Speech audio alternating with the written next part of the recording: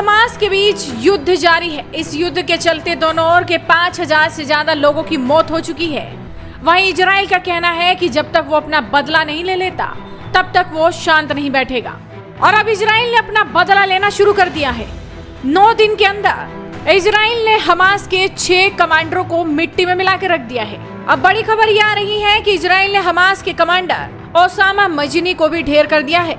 Israel पर Hamas के हमले में ओसामा ने अहम भूमिका निभाई थी।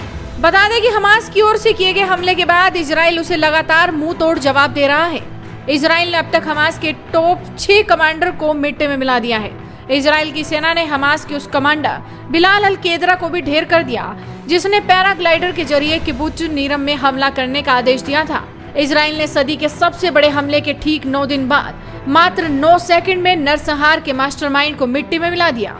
एयर स्ट्राइक का वीडियो जारी कर आईएफ यानी इजरायली एयरफोर्स ने दावा किया है कि किबुत्ज नीरम नरसंहार के लिए जिम्मेदार हमास के टॉप कमांडर बिलाल अल केदरा को मार गिराया गया है। इजराइल की खुफिया एजेंसी मोसाद को गाजा पट्टी के दक्षिणी शहर खान यूनिस में बिलाल अल केदरा के सटीक ठिकाने का पता चला था।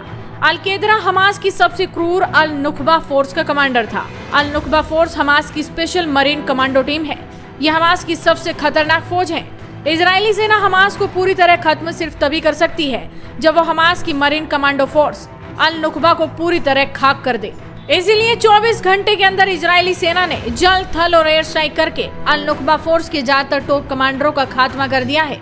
आपकी जानकारी के लिए आपको बता दें कि बिलाल अल केदरा को एक दिन पहले ही हमास का नया नेवी चीफ बनाया गया था, क्योंकि इससे पहले गाजा पट्टी पर हुए इजरायली अटैक में हमास के नेवी चीफ अल कादी की मौत हो गई थी। इजराइल की इंटरनल इंटेलिजेंस एजेंसी शिन बेत को इस बात की पक्की खबर मिली थी कि बिलाल अल केदरा गाजा पट्टी के शहर खान यूनिस की एक इमारत में नुखबा फोर्स के लड़ाकों के साथ अगले हमले की योजना बनाने पहुंचा है। सेना के टॉप अधिकारियों की ओर से हरी झंडी मिलते ही इजराइल ने जबरदस्त एयर स्ट्राइक की और इस हमले में नुखबा फोर्स के कमांडर बिलाल अल केदरा के साथ हमास के अल नुखबा फोर्स के कई दूसरे लड़ाके भी मारे गए।